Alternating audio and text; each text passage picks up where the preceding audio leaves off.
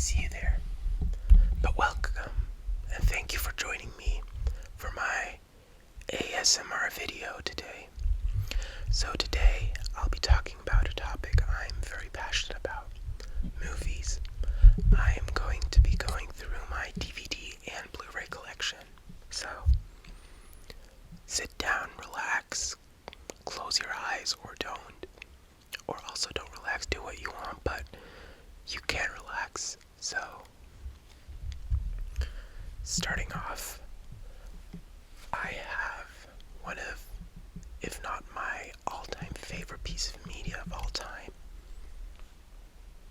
the Twin Peaks, the whole secret DVD, no, BluRay box set, including the missing pieces and Fire Walk with Me. So this one has both versions of Fire Walk with Me, the TV version. No, not the TV version. It's called the international version, but it's the version which they would have screened if Twin Peaks wasn't renewed for another few episodes. So it was just a safe call they had. But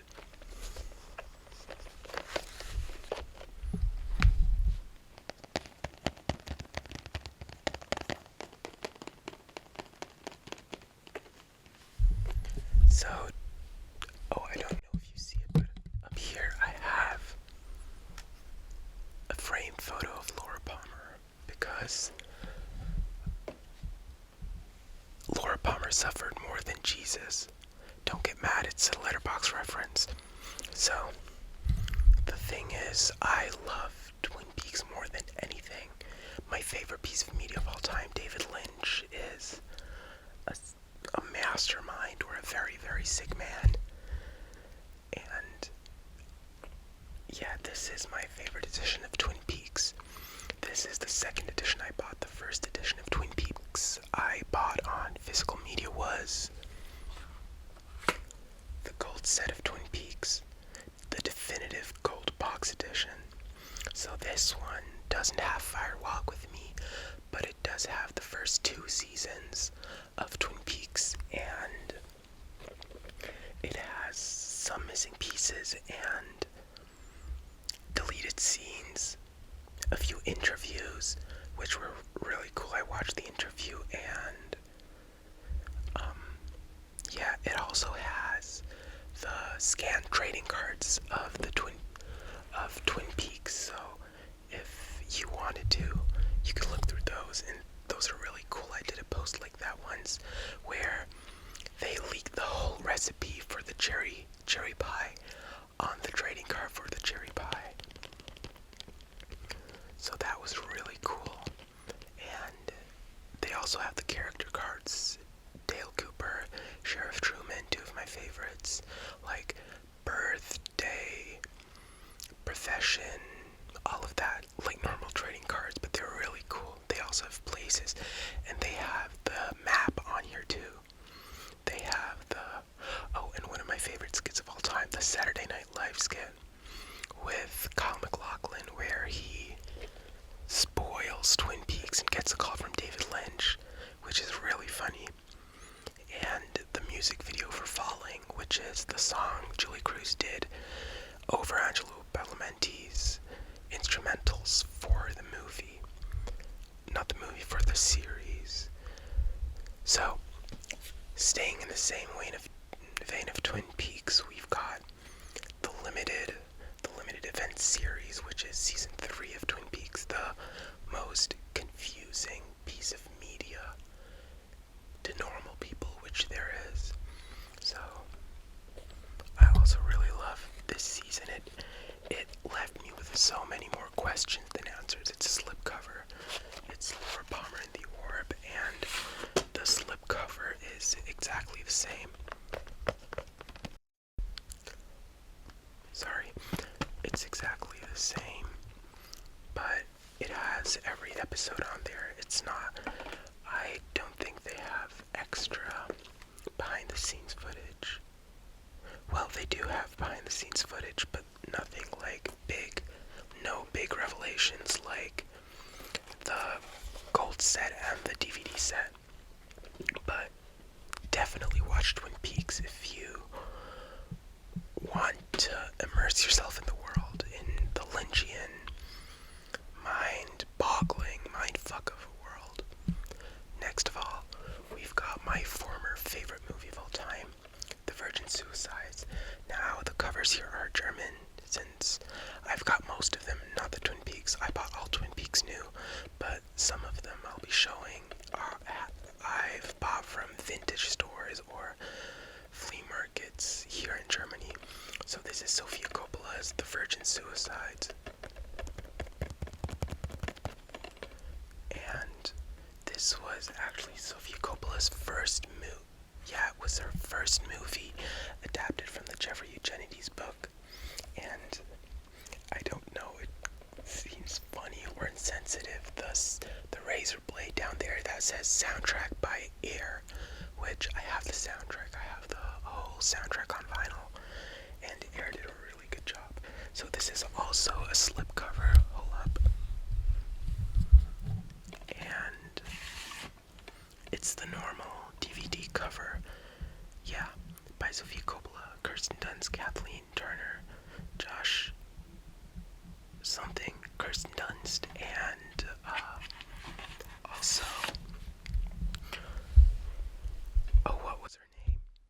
Well, a fun fact is that the girl that played Bonnie Lisbon in this movie, her real-life sister is also an actor, and she played Dominique Swain in the Lolita movie, which is, Lolita shouldn't be filmed, but they did it anyways, and I always thought they have a similarity, Dominique Swain and Bonnie Lisbon, visually, so it was really fun to find out that they're actually real-life siblings. Next up, we've got the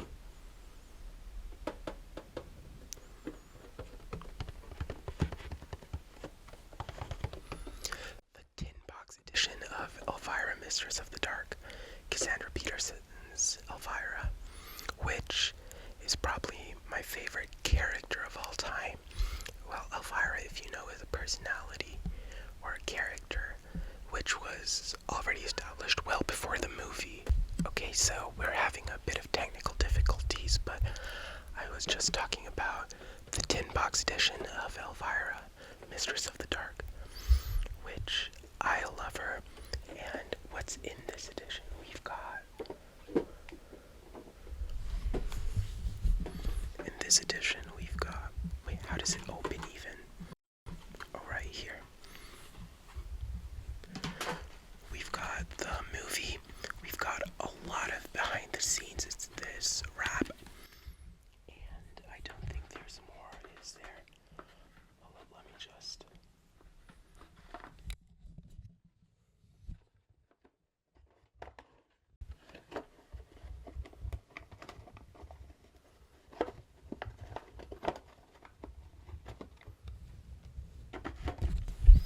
There's no more to it, but the box itself, well, no, there were 3 little posters, not like A4, but there were 3 posters, and I've hung them all up, so, but the box itself is also really cool.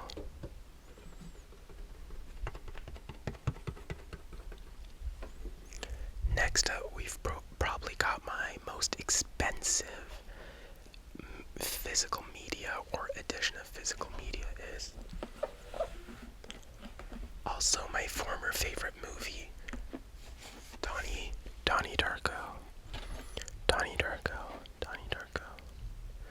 So, in here we've got the normal cinematic cut, the director's cut, audio commentary by everybody almost in the movie, the director, the documentation, the Donnie Darko production diary, archive interviews, features, storyboard, behind the scenes, cunning visions, infomercials, and the music video for Mad World by Gary Jules. We've got the trailers, another short film, The Goodbye Plays by Richard Kelly, the documentation, Deus Ex Machina, the philosophy of Donnie Darko, and also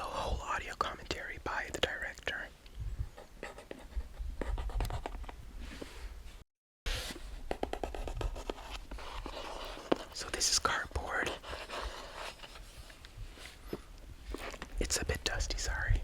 But inside we've got, of course, all the DVDs, or all the discs, which are 4 discs. It's the 4K Ultra edition, a 4K Ultra HD edition of Donnie Darko. So best possible resolution to see it. We've got a few postcards. I think it's like between 8 or 10. We've got a magnet, a Frank the Bunny magnet, and one of my favorite features here was this booklet. It's actually not as thin as you'd think it would be. It's quite thick. There are a lot of photos in here, and yeah, a lot of explanation. Bingo. The Donnie Darko bingo. Photo books. Yeah. And in here there were 3 posters. 2 of them I still have in there, but one I've hung up. So, yeah. This was really an extensive. It's also really thick. Look. But I bought this on Black Friday, so it wasn't that expensive for me. Next of all, those were all my special editions, which I was planning to show. We've got normal Blu-rays and DVDs. Starting off with another one of my former favorite movies. This was my favorite movie when I was around 14 to 16. I really loved Kill Bill. I love this movie so much. I knew the whole cast. I knew everything there is to know about the movie, the production, everything. Revenge is a dish best served cold. This is the Steelbook edition.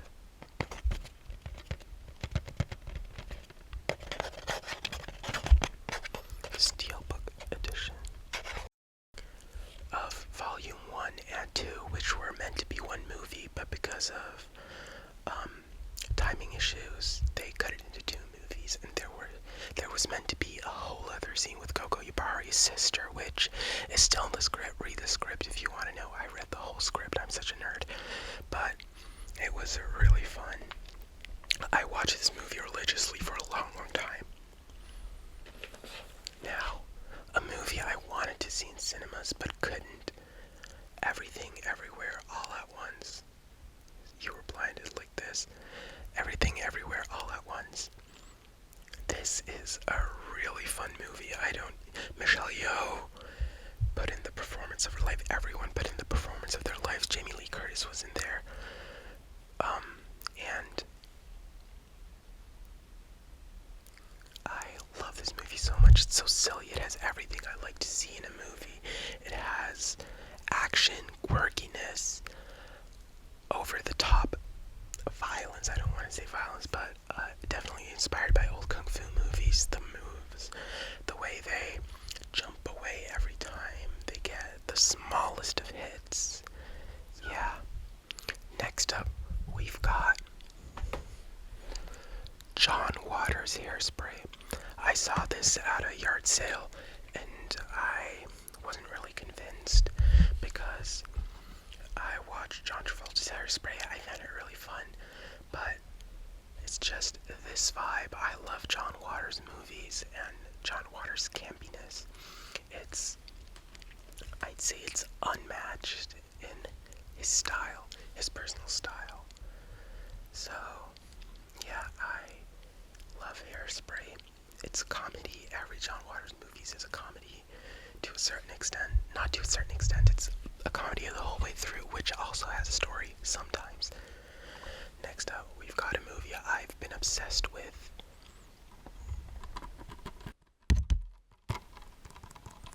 For the last 2 months, or a month. Caroline Farget's The Substance. I watch this movie like 7 times a week. Not a week, 7 times in 1 week. And I love every part of this movie.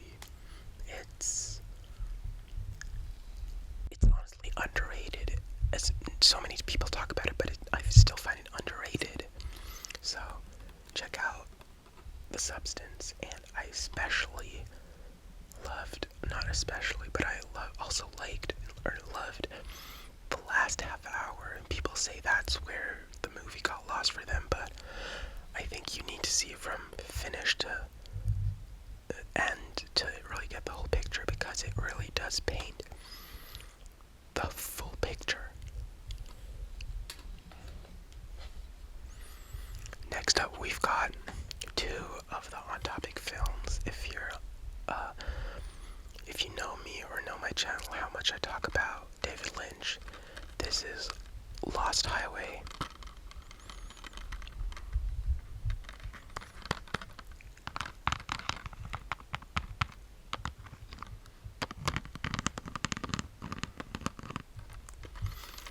I love Lost Highway so much. I think I talked about this, but it has that industrial rock soundtrack.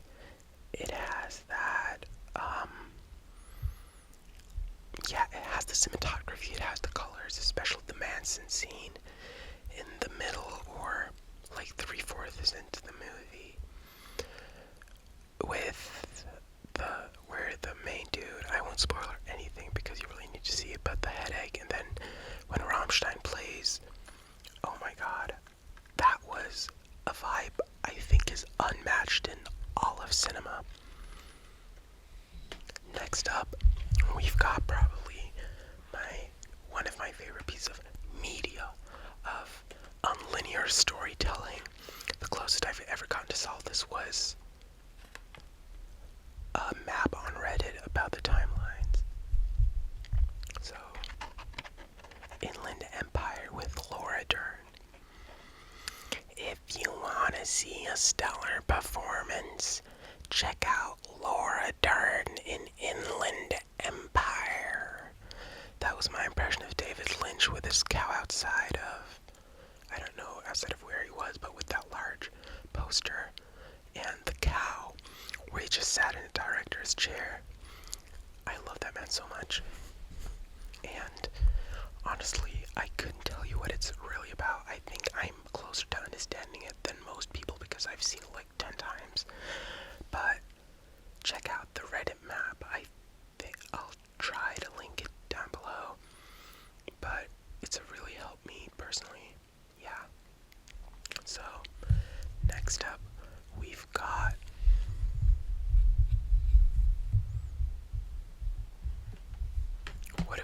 have we got Madame Horrible? Or do we flip it around? Wicked Witch. This is Wicked Part 1. I saw both when they were in cinemas, but I kind of like the first one more, so. And the second one isn't on DVD yet, so. Wicked. Cinema's so back. Mostly. Because it's that fun thing we all want to see on screen when we go to the cinema. This is the fun we all strive for. The music is amazing. Well, I know it's not, especially from this movie, but Cynthia Erivo's vocals are stellar. Idina Menzel did it good though too. But I really like both of their performances. Michelle Yeoh, I'm not blaming her because she already said she can't sing before the interview, and I didn't even find her singing that bad. It was not good, but it was like what everybody made it out to be. Next up, we've got another one of those fun movies. Do you recognize the lips? The Rocky Horror Picture Show. The special edition Steelbook edition. This is one of my favorite musicals of all time. It has the weird story. It has transsexual Transylvania. It has cross-dressers. It has Meatloaf. Tim Curry in one of his most iconic roles of all time. It has a perfect running length. It's 1.5 hours. So it's not that long, it's not a commitment, but it's definitely a great time for everybody that wants to have one. It's a steelbook. 2 DVDs in there. Next of all, we've got From a Yard Sale. Now Natural Born Killers by Oliver Stone, the director's cut. So I've had problems with trying to play this on my DVD player because it said regional code doesn't fit or some shit like that, but still, I love Natural Born Killers. I love Mickey and Mallory's story. I'm not romanticizing it, or am I?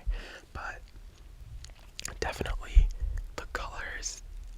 I know I'm about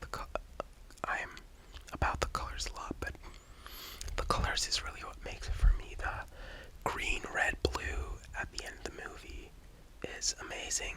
Oliver Stone has kind of gone off the rocks in recent times, but he's made art for everybody to see, and I love most of his movies. Natural Born Killers is my favorite one. JFK is amazing. Born on the 4th of July is amazing. An amazing anti-war movie. Yeah. Next up, we've got Hate Her to Love It, Spawn. The Spawn movie with Michael J. White and Martin Sheen. So, I love Spawn as a hero, Spawn as a character. I love Todd McFarlane's Spawn. I love the animated series. I love Spawn. I love drawing Spawn. I love reading Spawn, watching Spawn. And this movie is a 50-50 if you're gonna love it or hate it, but it has that really cheesy stuff. It has the cheesy special effects, the bad special effects.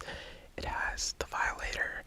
It has a weird story which isn't really comic accurate.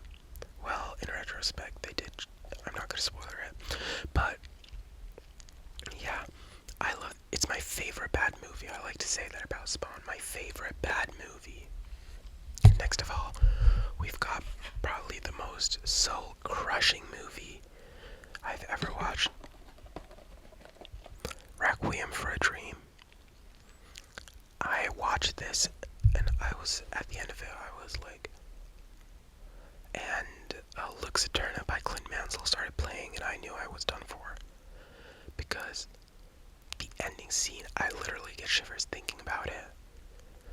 And the music, it's perfect. It was one of the most emotional movies I've ever seen. I was just left so cold after watching that.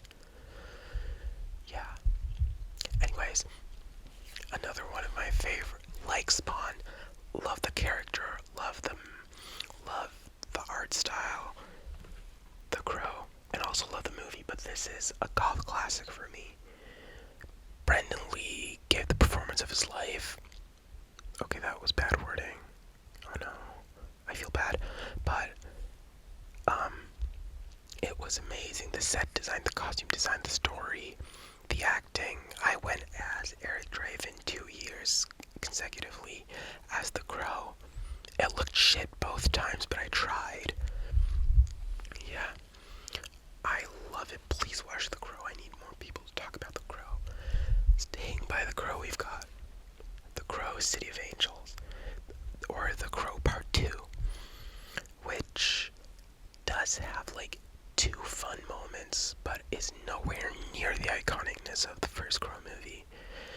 And it has Vincent Perez as The Crow and Iggy Pop. Iggy Pop is fine in this movie, I guess. Maybe shouldn't pursue acting, but it was a fun movie. I'm glad I watched it. I would far rather watch The Crow every day, the original Crow. But yeah. Next of all, we've got Prozac Nation. This is who made this? Who's the director? I'm not quite sure who the director is. I know it's a Swedish name or something with like the O. But